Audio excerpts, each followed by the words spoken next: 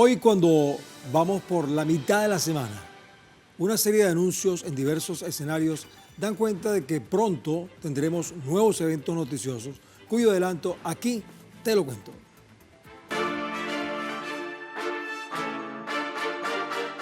Venezuela mantiene producción plena en todos sus pozos petroleros, al tiempo que sectores estratégicos registran un crecimiento sostenido en el primer trimestre del año 2025. Más en Te lo cuento. Fíjense, durante el Congreso Mundial de Retailers o Minoristas, la vicepresidenta ejecutiva de Venezuela, Delcy Rodríguez, confirmó que todas las empresas petroleras internacionales mantienen producción plena en todo el territorio nacional, desmintiendo así versiones que apuntan a una disminución de la actividad extractiva en este país sudamericano. La alta funcionaria destacó que este rendimiento se debe al esfuerzo de los trabajadores venezolanos de la industria petrolera, quienes mantienen activos los pozos de extracción. Delcy Rodríguez puntualizó que Venezuela registra el mejor porcentaje de crecimiento en exportaciones de la región, con un incremento de 18.7%, una cifra que supera los resultados de Argentina, Perú, Uruguay, Ecuador, Chile y otros países que no enfrentan medidas de presión económica externa, como el caso de Venezuela.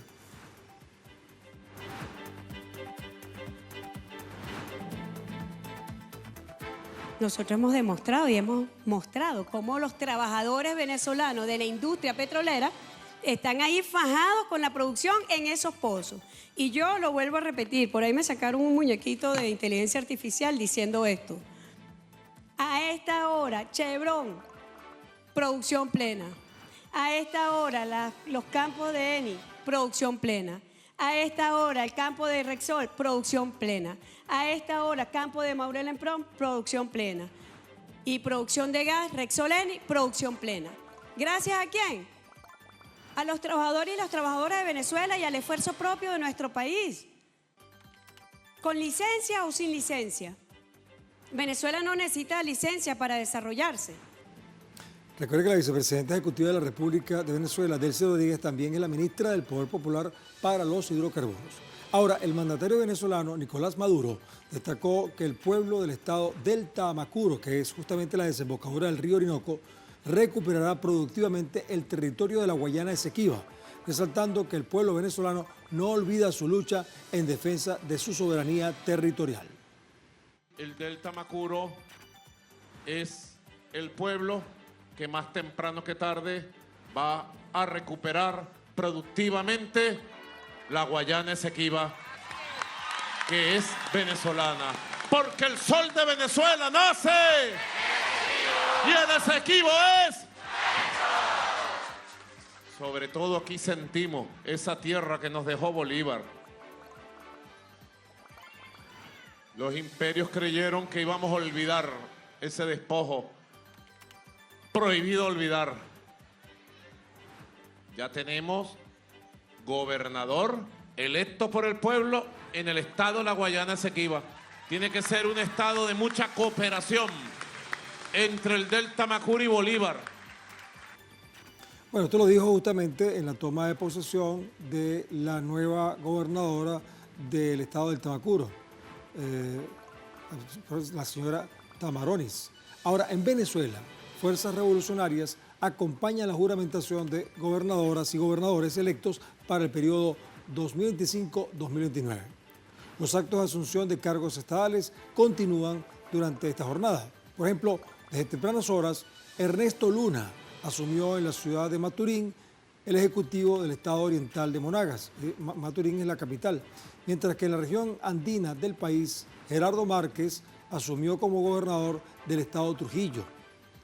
Por su parte, en la costa atlántica, como les acabo de decir, Loa Tamaronis asumió como la tercera mujer al frente del estado del Tamacuro, en compañía del pueblo indígena Guarao y con la presencia, como vieron, del presidente de la República. Mientras que hacia el centro norte del país, justamente bordeando el área metropolitana de Caracas, Elio Serrano se juramentó como jefe del gobierno del estado Miranda, cuya capital es Los Teques. Por su parte, el sureño estado Bolívar, allí Yulisbeth García se juramentó como la primera gobernadora de esa entidad, una de las más grandes de la nación. y por supuesto donde nació gran parte de la historia venezolana. Y cabe destacar que gobernadoras y gobernadores reiteraron su compromiso con el pueblo de construir en sus localidades desarrollo y progreso de la mano con el pueblo.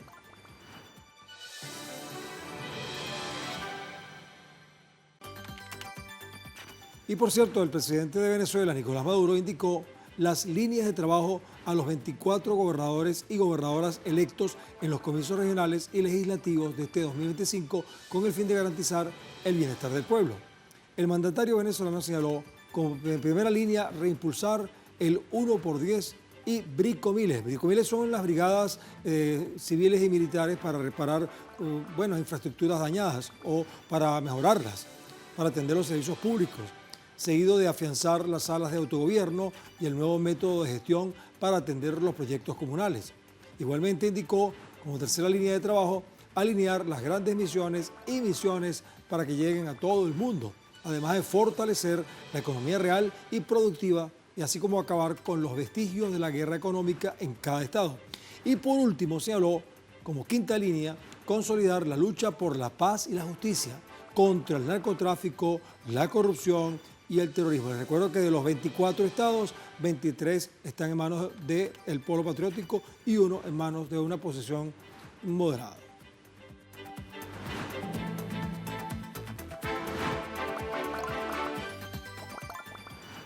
Por cierto, hablando de elecciones, el Consejo Nacional Electoral de Venezuela anunció que las próximas elecciones municipales se llevarán a cabo el próximo 27 de julio.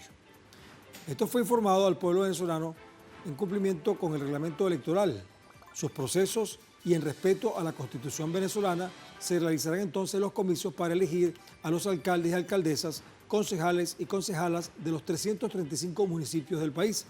Desde la sede del ente rector, el presidente del Consejo Nacional Electoral, Elvis Amoroso, presentó entonces el nuevo cronograma electoral de acuerdo con lo aprobado en la sesión de la Junta Nacional en ejercicio de este 4 de junio. El organismo destacó que el Consejo Nacional Electoral prestará su apoyo al Ministerio de Comunas para la organización de la consulta popular sobre proyectos de la juventud para esta misma fecha. O sea, va a ser simultáneo entonces.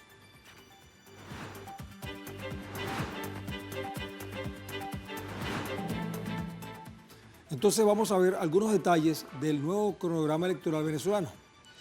El corte del registro electoral preliminar está estipulado hasta este 4 de junio, o sea, hasta hoy pues. La aprobación del registro electoral definitivo será el 9 de junio, así como también la presentación y admisión de las postulaciones entre el 9 al 13 de junio de este año. Elvis Amoroso, el presidente del Poder Electoral, precisó que la campaña electoral será del 11 al 24 de julio. Recuerden que el 24 de julio es el día de nacimiento del libertador Simón Bolívar. Y bueno, vamos a tener entonces la consulta popular en la fecha que hemos explicado, el 27 de julio, juntamente con las elecciones municipales. Mientras la Asamblea General para los pueblos indígenas realizará el 3 de agosto de este mismo año su actividad.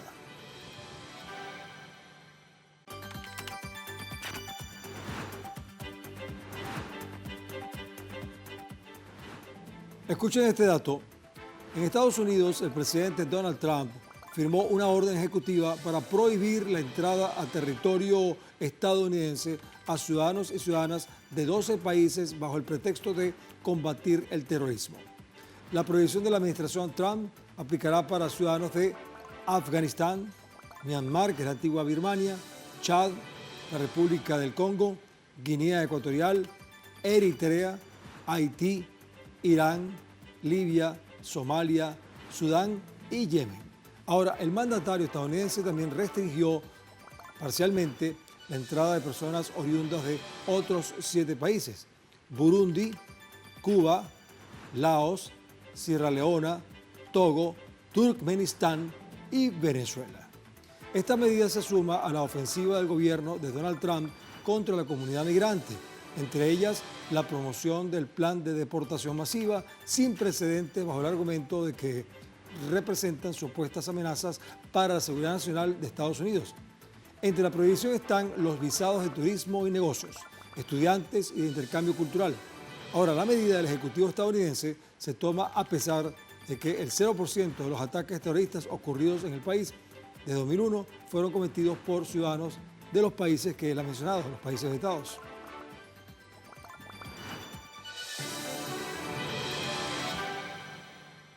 Estados Unidos acaba de sacar algo prohibiendo la entrada de cualquier venezolano a los Estados Unidos. Son como 9 países. No, ni con visa. Prohibida.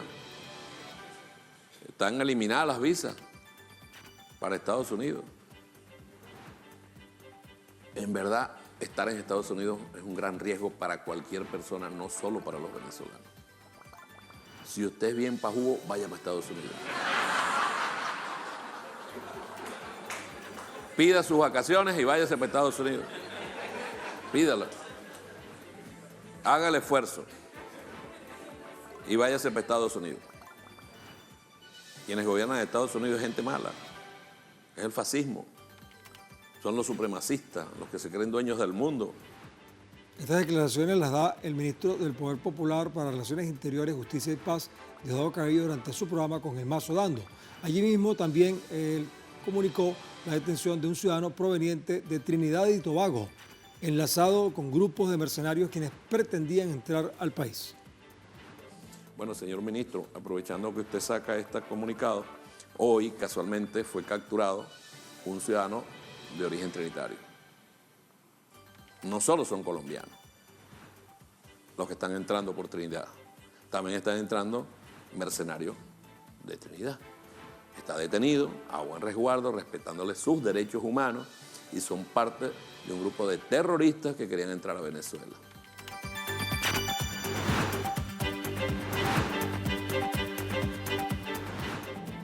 Bien, vamos a rescatar algunas reacciones en las redes sociales con respecto a algunos de los temas que hemos mencionado. Por ejemplo, en X, el usuario Angelito José Jiménez dice: la vicepresidenta ejecutiva de Venezuela, Delcy Rodríguez, participó en el Congreso Mundial de Retailers o Minoristas 2025, donde reafirmó la defensa de la producción nacional frente a las dificultades económicas. Durante su intervención, destacó el crecimiento de sectores claves.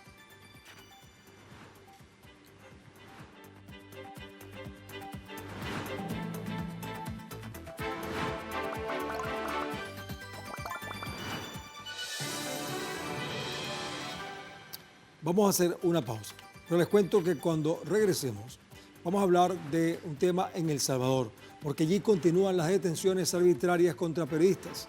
La justicia decretó la detención de la abogada Ruth López, declarando reserva en el caso. Sobre este tema y otros más, en breve te lo cuento.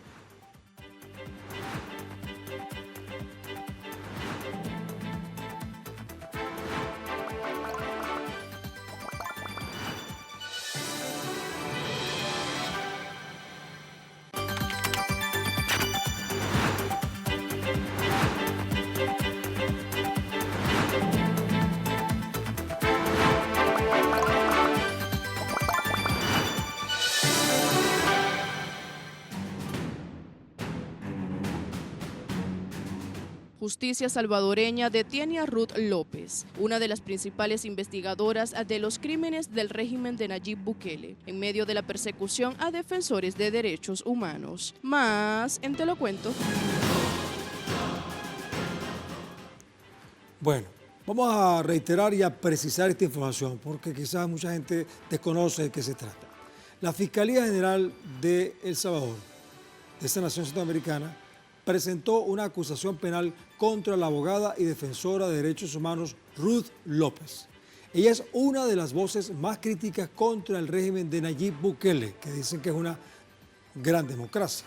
Ahora, la Fiscalía salvadoreña cambió la acusación de Ruth López a enriquecimiento ilícito, por lo que su proceso ha sido declarado en reserva por una jueza. Esto significa que las audiencias no contarán con la presencia de los medios de difusión de mensajes y o de comunicación para conocer los argumentos de la Fiscalía, y además conlleva la limitación de la comunicación de los abogados del caso. La organización no gubernamental Cristosal ha denunciado el proceso irregular con el que las autoridades han tratado el caso de la abogada Ruth López, quien ha denunciado los actos de corrupción y el abuso de poder del régimen de Nayib Bukele. La detención de López y de otros defensores de derechos humanos preocupa, por supuesto, a organizaciones nacionales e internacionales que advierten de una escalada autoritaria y represiva del gobierno salvadoreño.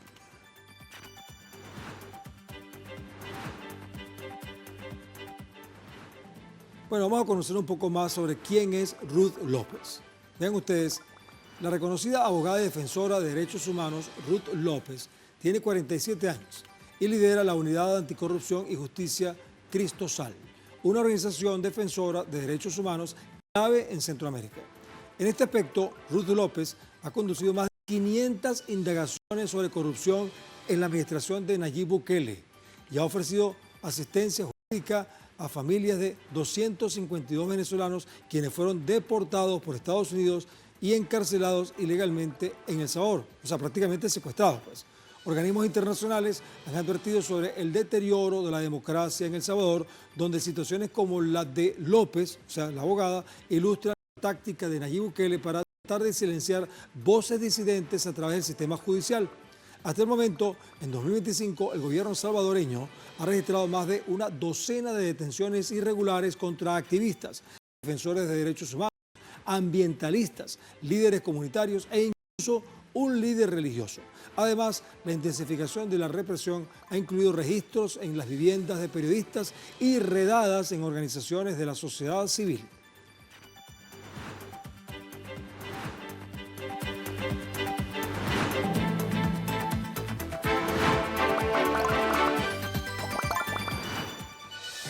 Bueno, fíjense ustedes, por supuesto, hay reacciones en las redes sociales. Vamos a agarrar algunas de ellas. En X, el usuario Alexis Orto dice lo siguiente: la detención de Ruth López revela el deterioro institucional que vive El Salvador, una fiscalía que responde a intereses políticos y no a la ley, y mina la confianza ciudadana y desmantela las bases del Estado de Derecho.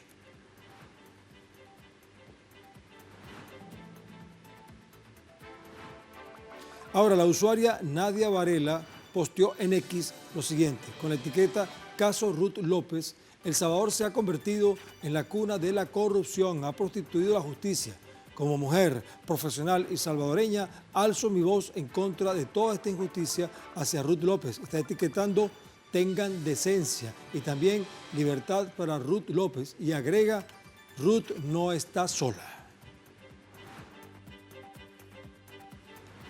Bueno, finalmente Salamandra en X dice: qué desgarrador ver cómo llevan casi a rastras a Ruth López y aún así fuerte y valiente entre dos matones. Grita por justicia. Liberen a Ruth. En El Salvador sí hay presos políticos.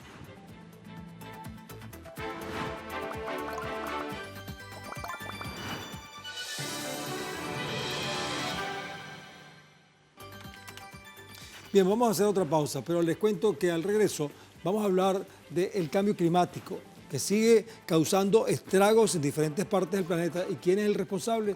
¿Quién es el culpable? Bueno, al menos 12 personas han perdido la vida en el noreste del país por causa de estas situaciones. Pero no nos adelantemos. Vamos a una pausa y luego te lo cuento.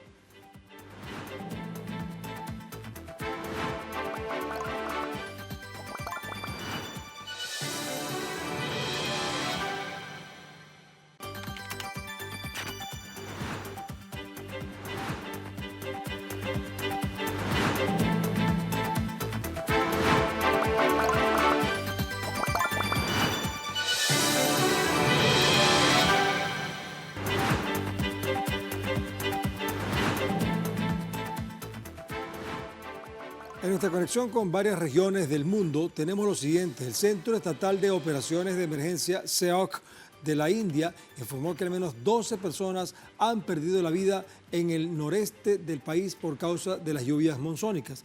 Las lluvias monzónicas son normales en esta época, pero por supuesto cuando hay imprevisión pueden pasar situaciones como esta. Las autoridades informaron que las inundaciones de los últimos días en el estado de Assam agravaron la situación de desastres y que además de las muertes, más de 257.000 personas han sido afectadas en al menos 21 distritos. Fíjense que el informe señala que 2 personas continúan desaparecidas y se han reportado deslizamientos de tierra y crecidas en los ríos que afectan, el tránsito en la región. Las autoridades también están señalando que muchas zonas han reportado importantes pérdidas de ganado, cultivos y territorios turísticos. Ahora, el gobierno de Haití también se declara al borde del colapso. Solo cuentan con 8% del plan humanitario financiado y alertan que son los únicos recursos disponibles frente a la temporada de huracanes. Más de 5.7 millones de personas sufren inseguridad alimentaria aguda y el Programa Mundial de Alimentos de la Organización de las Naciones Unidas advierte que no podrá responder a nuevas catástrofes en un país marcado por la inestabilidad política, la crisis económica y la violencia de pandillas. La directora regional del PMA, que es este programa especial, Lola Castro, hizo un llamado urgente a la comunidad internacional para que no olvide al pueblo haitiano, que está solicitando 46 millones de dólares para continuar las operaciones en el país.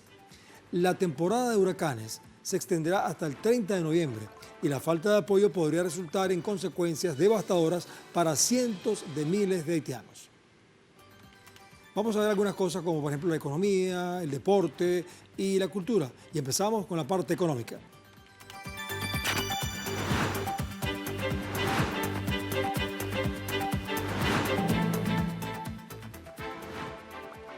El Congreso Nacional de Argentina aprobó la resolución que beneficia a los jubilados y el sector obrero del país, pese a los recortes presupuestarios de Javier Milei. Aquí te lo cuento.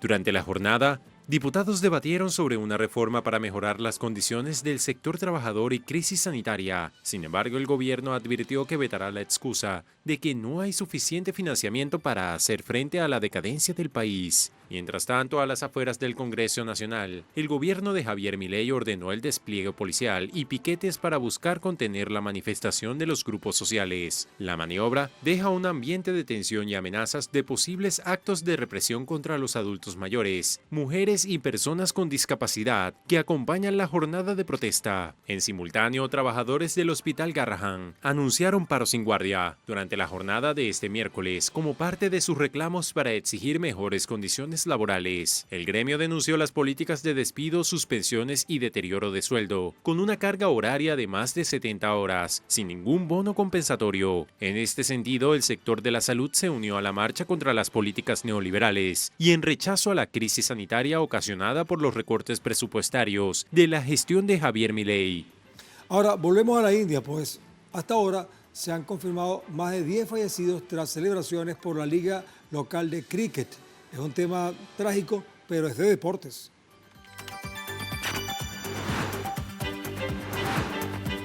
Los festejos por la victoria de los Royal Challengers Bangalore en la Liga India de Cricket se salieron de control. Y es que las aglomeraciones y estampidas ocurridas en la ciudad de Bangalore han dejado como saldo específicamente 11 fallecidos y 33 heridos, y el número podría ir en aumento. De acuerdo con el jefe de gobierno de Karnataka, Siddharamayya, se hará una investigación judicial para determinar más detalles de lo sucedido, aunque indicó que el estadio Chinnaswamy tiene capacidad solo para 35.000 personas, pero acudieron entre 200.000 y 300.000 aficionados. Ahora, China concluyó recientemente el Festival del Bote del Dragón 2025, un evento que movilizó una amplia variedad de actividades tanto en el territorio chino como en otros países. ¿Ustedes no conocen esto? Es un tema cultural.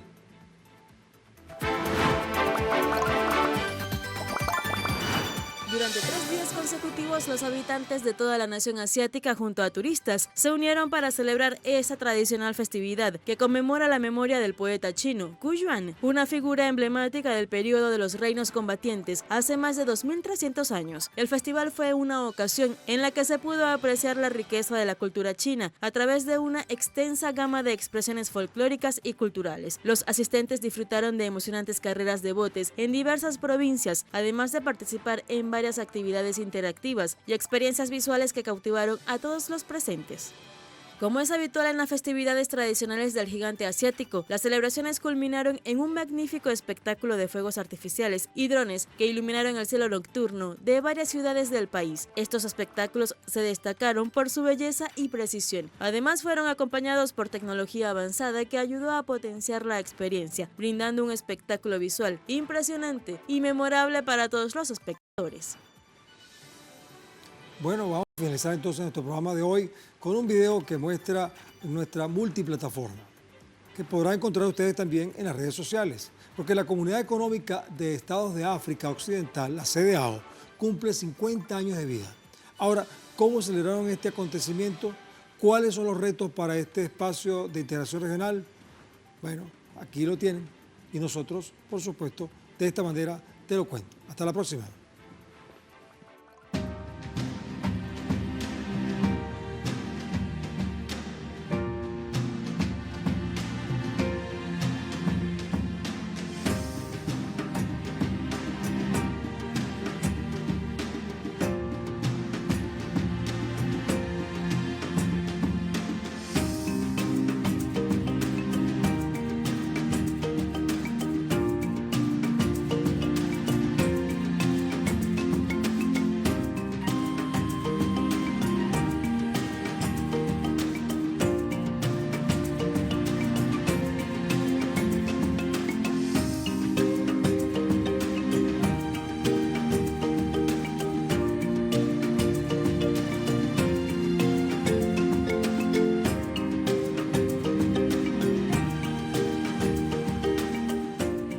I am confident that with goodwill and sincere engagement, they will find reason to return to ECOWAS family, stronger, more united, and committed to our common vision for West Africa.